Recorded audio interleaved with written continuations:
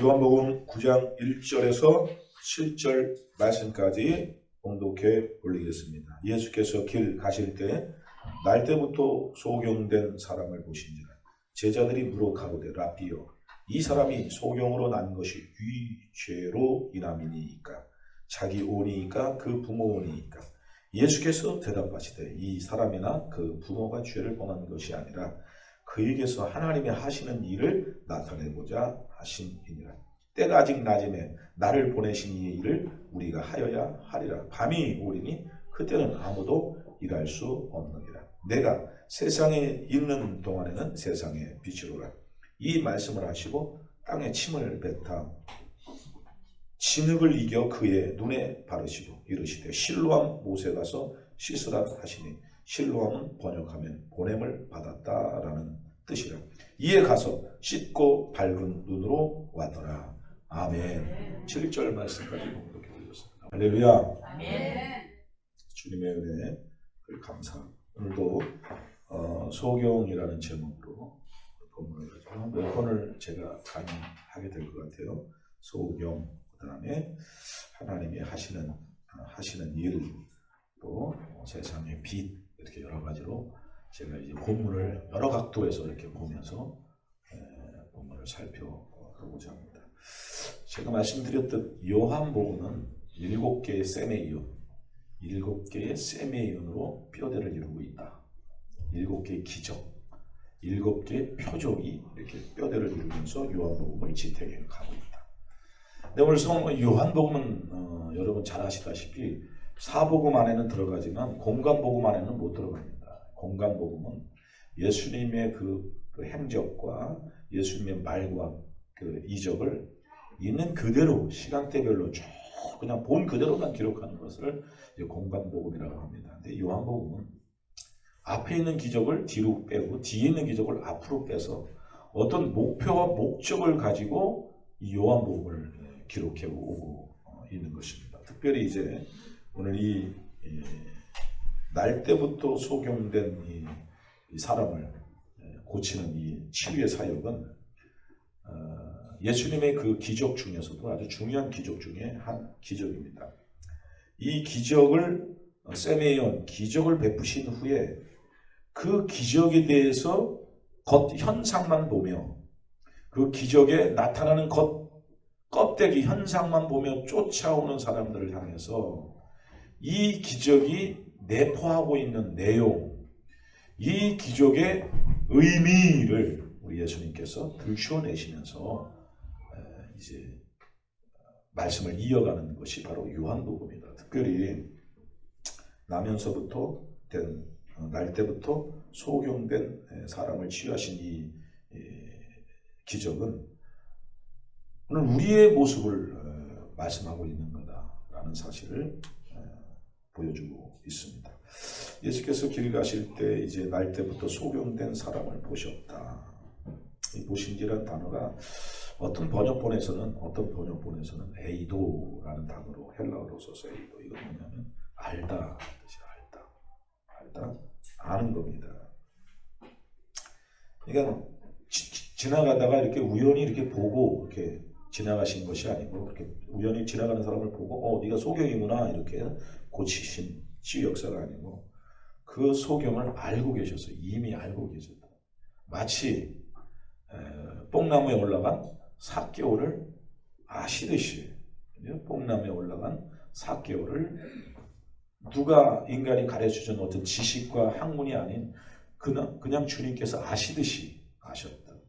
또 일부러 사마리아를 통과하시면서, 누구도 유대인들은 사마리아를 통과 안 하고 변방으로 돌아서 이렇게 갈릴리로 가시든지 유다 땅으로 내려오든지 이렇게 하는데, 예수님은 일부러 사마리아를 통과하시면서 누구를 보기 위해서? 사마리아 여인, 수가성 여인을 보기 위해서 사마리아를 통과해 가시는. 그래서 우리 주님은 우리의 모든 삶을 에이도하신다. 아멘이죠. 알고 계신다. 우리의 인생은 재수나 문제가 아니라 하나님의 의도적 계획과 목적과 목표 속에 우리는 이끌림을 받고 있다 하는 사실을 깨달아야 합니다. 예수께서 길 가실 때 날 때부터 소경된 사람을 A도 보셨다. 알았다. 그리고는 이제 사람들이 묻습니다. 누구 죄입니까? 아비 죄입니까? 아니면 이자의 죄입니까? 부모의 죄입니까? 예수님께서 말씀하시죠. 부모의 죄도 아니고 이 사람의 죄도 아니다. 하나님의 하시는 일을 나타내고자 한다.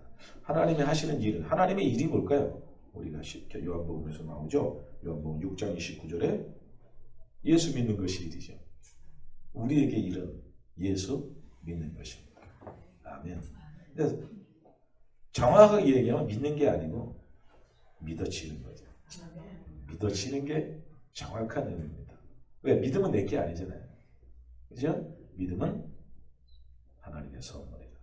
은혜 안에서 믿음으로 말미암아 너희가 구원을 얻었나니 이것은 너희에게서 난 것이 아니 하나님의 선물이라. 왜 그렇게 했대요? 전적인 하나님의 100% 퍼펙트한 하나님의 은혜로 믿음을 주셨대요. 우리의 공로나 우리의 의나 우리의 노력이 아니라 왜 그래요? 자랑치 못하게 하려. 인간은요, 특별히 자기께 조금 있으면요, 굉장히 자랑을 합니다.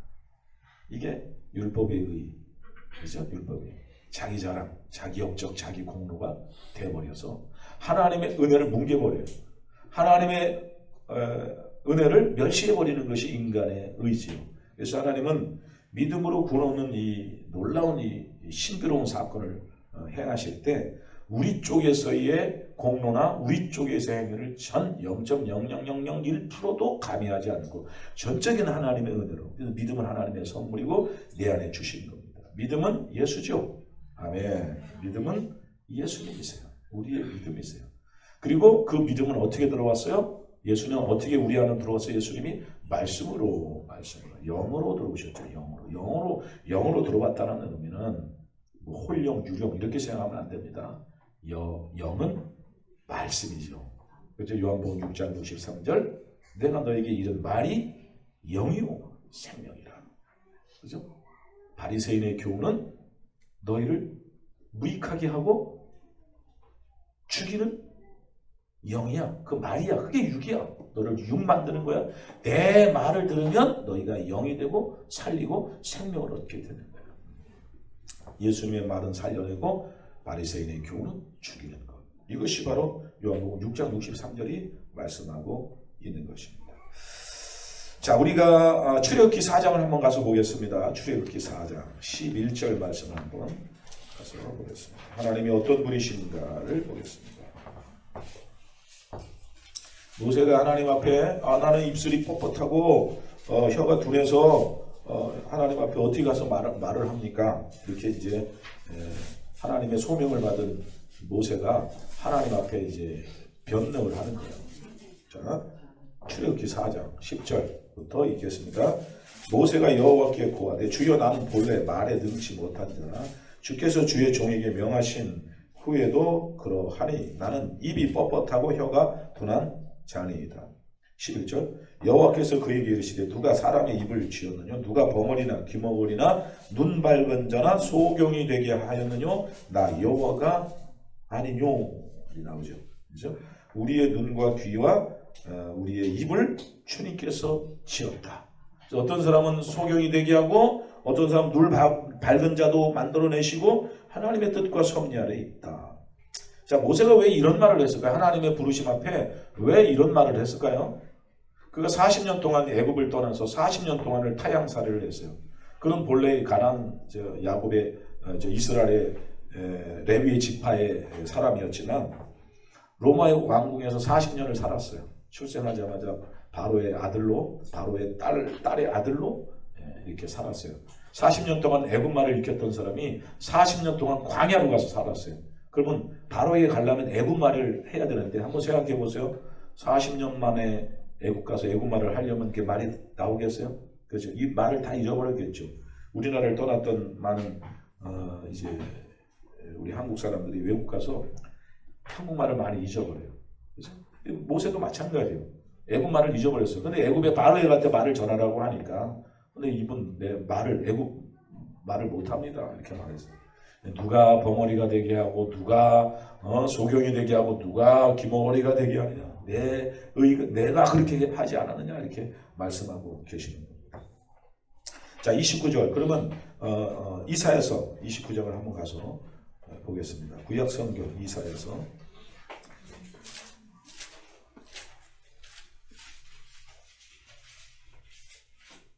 9절.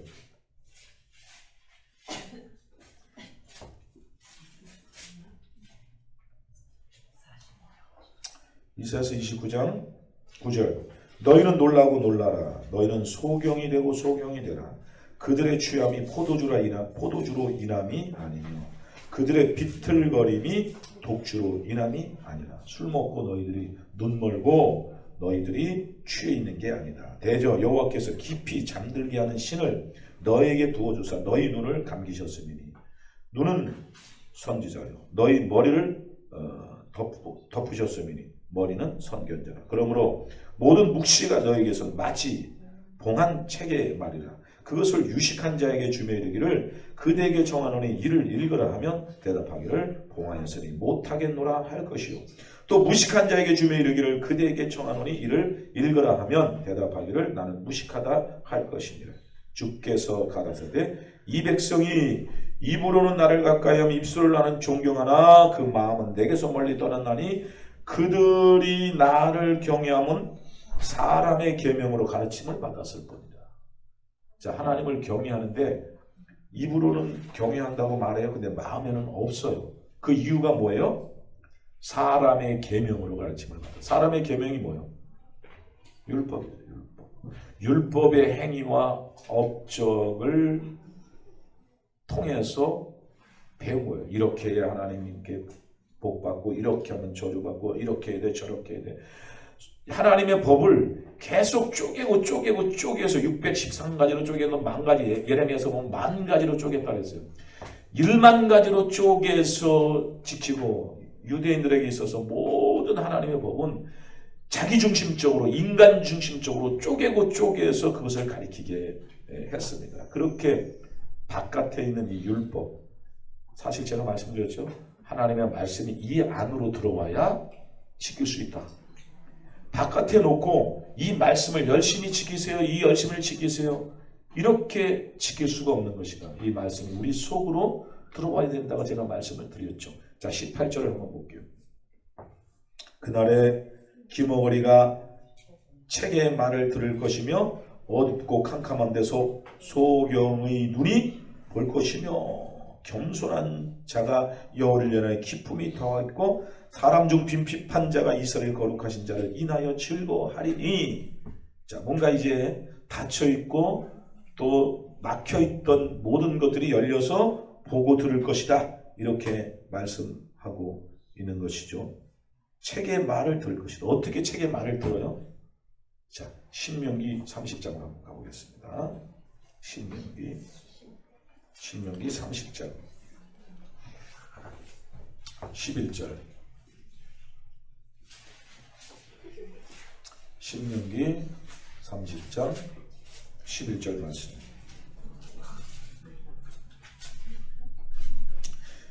신명기 30장 11절 말씀. 내가 오늘날 내게 명한 이 명령은 내게 어려운 것도 아니요 먼 것도 아니라. 모세가 준 율법이죠. 하나님께로부터 받아 모세가 백성들에게 준 율법입니다. 12절. 하늘에 있는 것이 아니니 네가 이르기를 누가 우리를 위하여 하늘에 올라가서 그 명령을 우리에게로 가지고 와서 우리에게 들려 행하게 할 것이 아니요 이것이 바다 밖에 있는 것이 아니니 네가 이르기를 누가 우리를 위하여 바다를 건너가서 그 명령을 우리에게로 가지고 와서 우리에게 들려 행하게 할 것도 아니라 오직 그 말씀이 내게 심히 가까워 어디에 있어요? 그리고 그렇죠. 내 입에 있으면 내 마음에 있음즉 내가 이를 행할 수 있는. 자, 모세가 율법을 주면서 이스라엘 백성들이 하는 말이 야 이거 하나도 어려운 거 아니야. 이 말씀 지키는 거, 지켜 사는 거 어려운 거 아니야. 이 말씀이 네 속으로 들어오고 네 안으로 들어오고 네 입에 와 있으면 쉬운 거예요. 이렇게 모세가 말합니다. 하나님의 말씀을 바깥에 두고 이걸 지켜야지, 안식일을 지켜야지, 뭘 해야지, 이렇게 해야지 열심히 지키려고 노력하지만 지킬 수가 없어요. 그런데 이 말씀이 내 안에 복음으로, 그죠?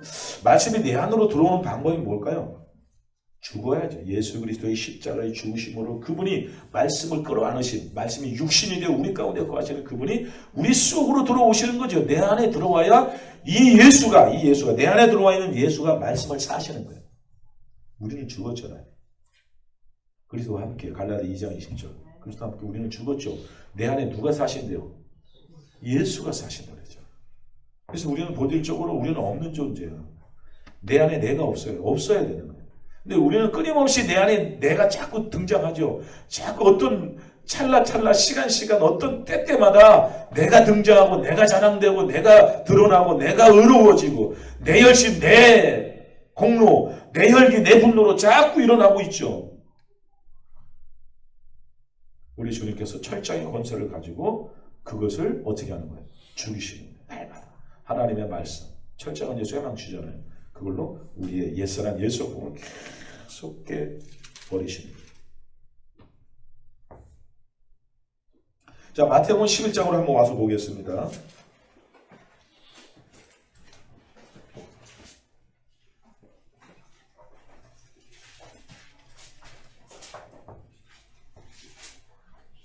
(25절)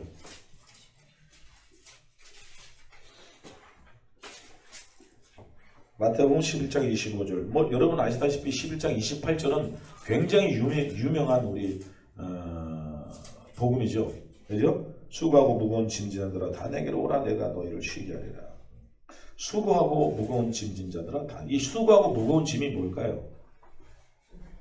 이 세상 살면서 돈 없어서 괴롭고 병들어서 고통스럽고 문제가 해결이 잘 안 돼서 난관에 난관, 산 앞에 또 산, 갈수록 태산이고 태풍이고 고난 많고 고통 많은 그 삶을 수고하고 무거운 짐진 자들이라 이렇게 말씀하고 있지 않습니다.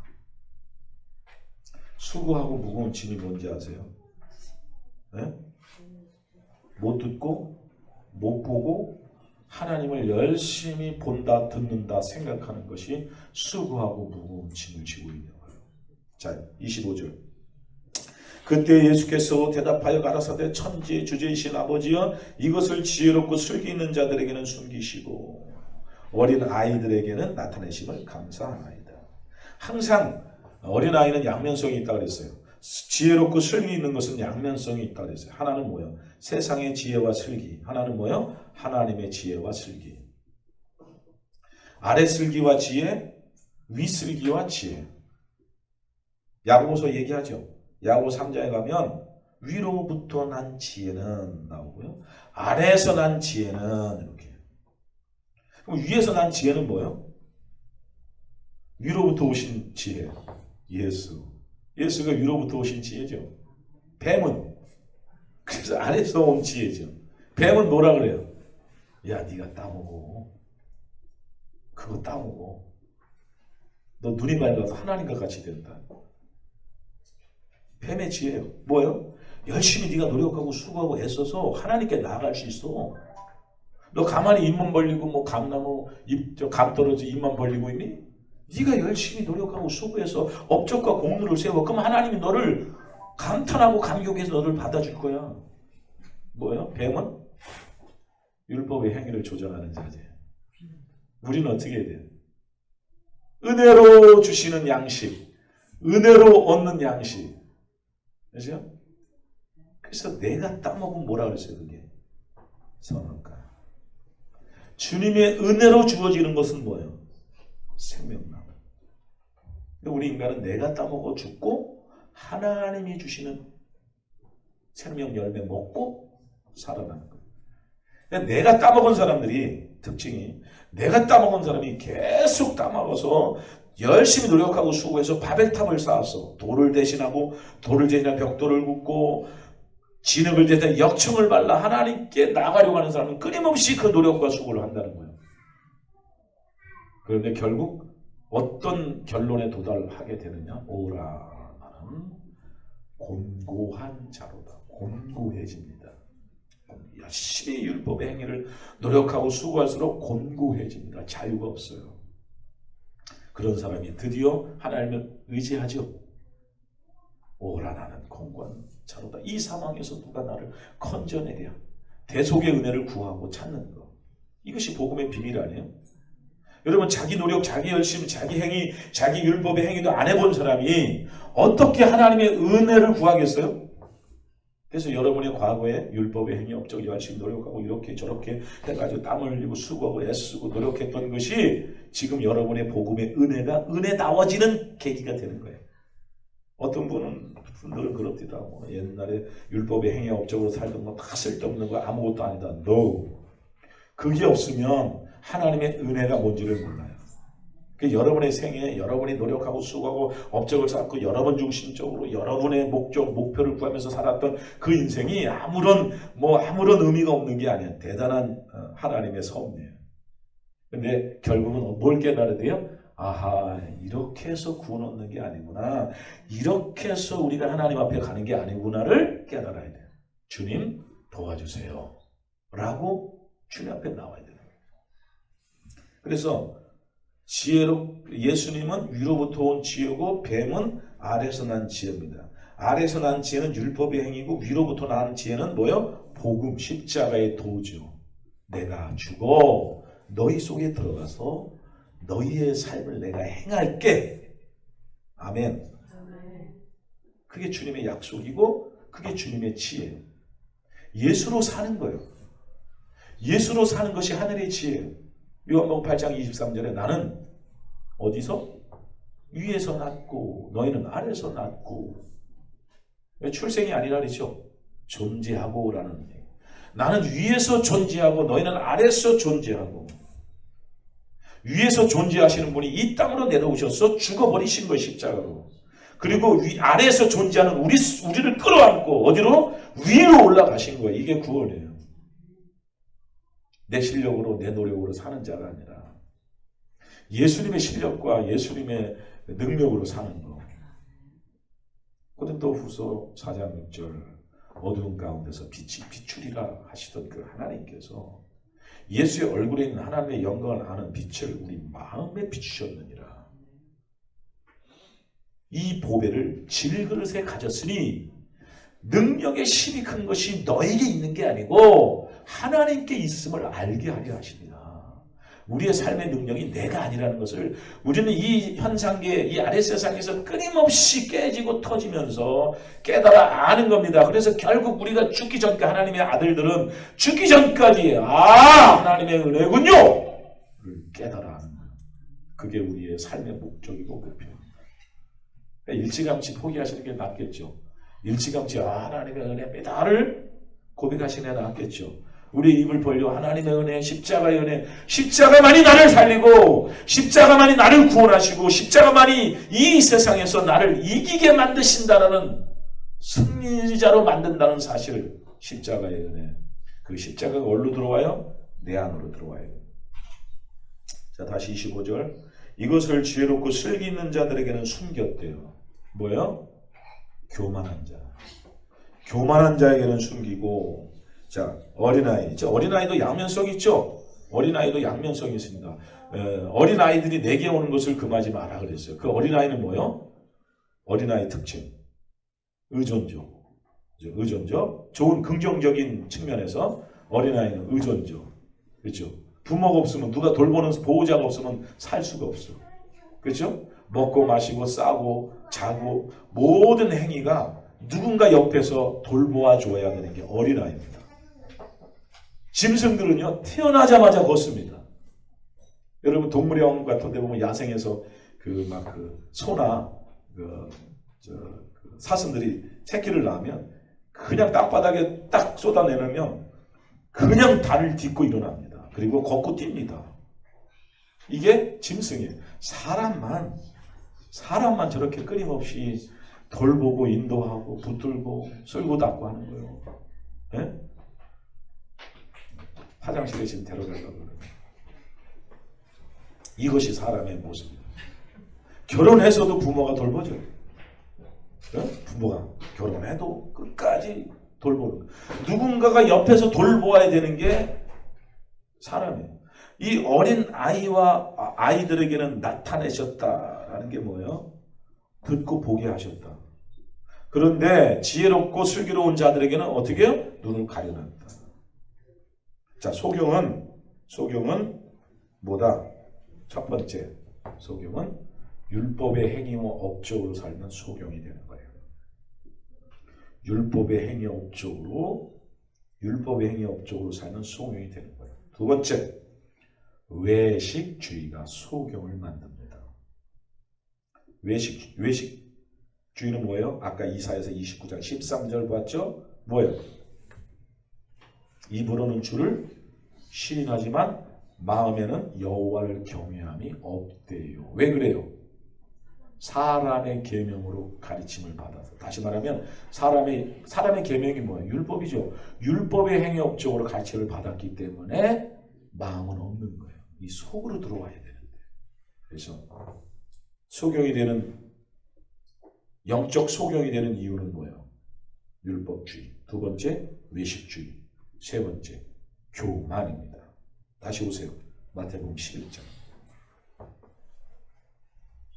25절. 그때 예수께서 대답하여 가라사대 천지의 주제이신 아버지여, 이것을 지혜롭고 슬기 있는 자들에게는 숨기시고 어린 아이들에게는 나타내심을 감사하나이다. 옳소이다. 이렇게 된 것이 아버지의 뜻이니이다. 내 아버지께서 모든 것을 내게 주셨으니 아버지 외에는 아들을 아는 자가 없고 아들과 또 아들의 소원대로 계시를 받은 자 외에는 아버지를 아는 자가 없습니다.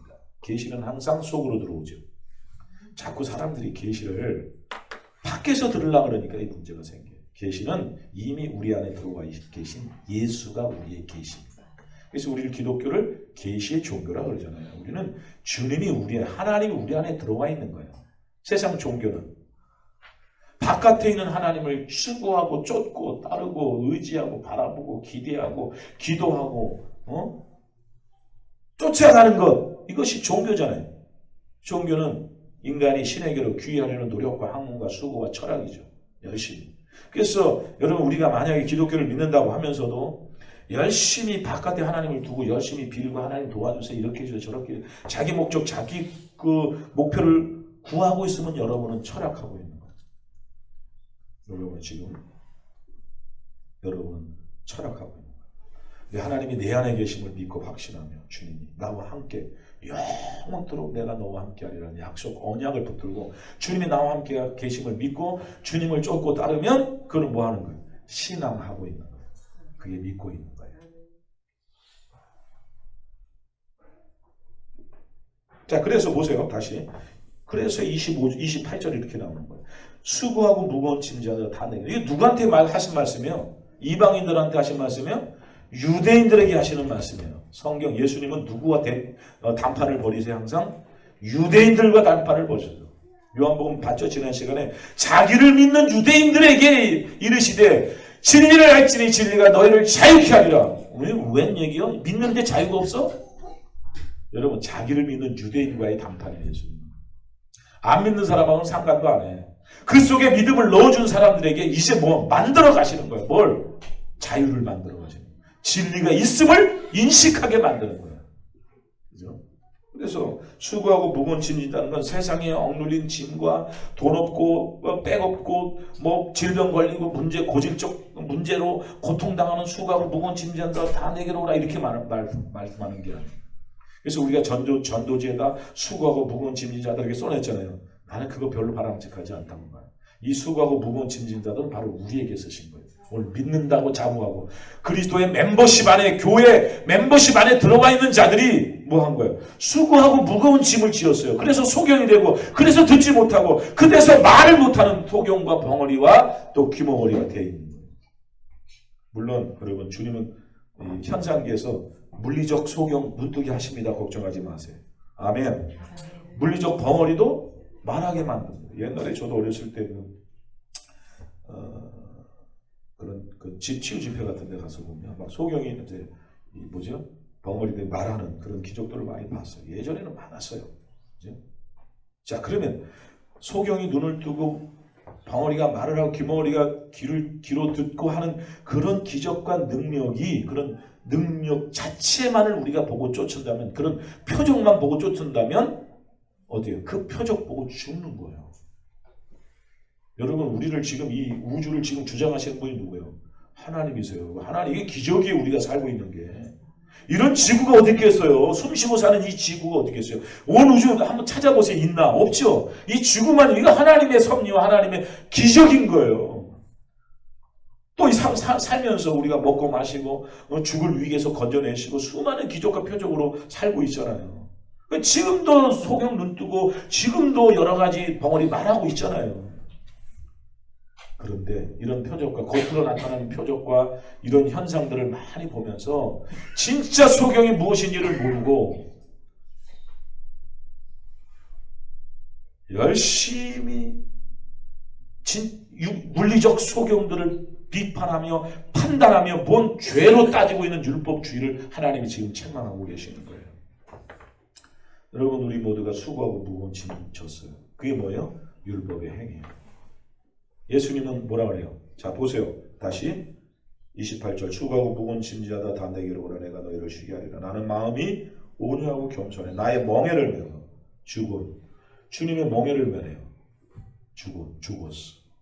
저울이라는 단어하고 똑같이 써요. 저울과 멍에. 또 저울하고 멍에가 좀 비슷하게 생겼죠. 우리 어깨에다 얹는 멍에. 자, 너희 마음이 쉼을 얻으리니 내 멍에는 쉽고 내 짐은 가벼우니. 여러분 우리 예수님이 우리의 멍에가 되시면 가벼워요. 쉬워요. 보여요. 들려요. 말할 수 있어요. 그런데 율법의 멍에를 우리가 우리 어깨에다 딱 얹어놓으면 죽이는 거예요. 다 죽이는 거예요. 그래서 소경을 인도하면 구덩이에 빠진다 그랬죠. 율법주의자들을 인도하면 결국 둘 다 죽는 거예요. 그죠? 복음의 은혜, 십자가의 은혜를 가지고 있는 사람이 야 그거 아니야. 물론 우리가 율법을 준행하고 율법을 준수하고 지켜야 합니다. 그러나 율법을 준행하고 지키는 실력은 내게 아니에요. 내 안에 계신 주님이 완성하셨어요. 우리는 그 주님의 십자가의 복음을 끌어안고 우리가 그 십자가의 복음을 쫓고 따르면 율법이 어떻게 해요? 우리의 행위, 우리의 삶으로 다 받쳐주게 돼 있는 거예요. 근데 율법을 행하고 율법의 행위 업적을 쫓아가면 무거운 짐이 돼서 결국 죽는 거예요. 자, 본문으로 다시 오세요. 요한복음 9장. 이 요한복음 9장의 특징이 뭐냐면 날 때부터 된 소경 사람들이 데려옵니다. 유치합니까? 율법주의자는 뭐예요? 정죄죠, 정죄. 율법의 특징은 뭐예요? 정죄예요, 죄. 죄를 깨닫게 하는 거예요. 죄를 자꾸 들추어내. 그래서 고린도전서 15장 부활장에 보면 뭔 얘기가 있나요? 55절인가요? 그런 말씀이 있어요. 사망아 너에서 오는 것이 무엇이냐? 사망에서 오는 것은 죄요. 죄의 권능은 율법이다. 로모스. 율법이 우리를 정죄해버려요. 죄를 깨닫게 해요. 그럼 죄가 우리를 화살같이 쏴버려요. 그래서 어떻게 해요? 화살로 쏴서 사망에 이르는 거예요. 사망에 너에 쏘는 것이 죄요. 죄의 권능은 율법. 율법에서 다 죽는 거예요, 인간은. 시내산에 오르니까 모세에게 하나님 뭐라 그래요? 네 백성을 시내산에 오르지 못하게 하라. 왜? 사람의 손됨이 아니라 돌에 맞아 죽고 화살에 쇠여 죽임을 당하리라. 어디에서? 율법의 산. 율법의 산, 시내산에 오르면 다 죽는다 그 말이야. 그죠? 그래서 정죄, 율법은 항상 뭐예요? 정죄. 누구 죄입니까? 죄부터 따지는 것이, 판단하고 비판하는 것이 율법이에요. 그랬더니 예수님이 야 누구 죄가 하나님이 하시는 일을 나타내는다. 뭐냐면 이 사람 속에다가 믿음을 넣어주기 위한 거야. 그러면 너희들은 좀 보니? 마지막 절 가서 보세요. 41절. 9장 41절. 요한복음 9장 41절.